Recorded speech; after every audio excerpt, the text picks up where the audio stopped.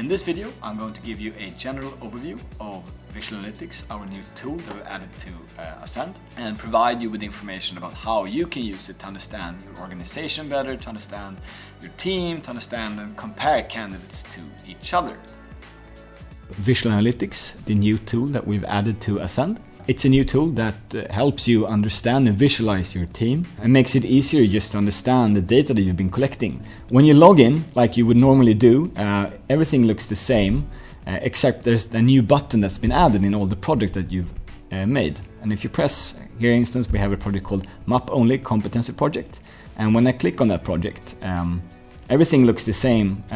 However, there's one new feature that's been added. So this is the Visual Analytics, and that's what we're going to go through in these very short instructional videos. How to use it, what it is, and how you can utilize it to make a better understanding of how your team looks like, for instance.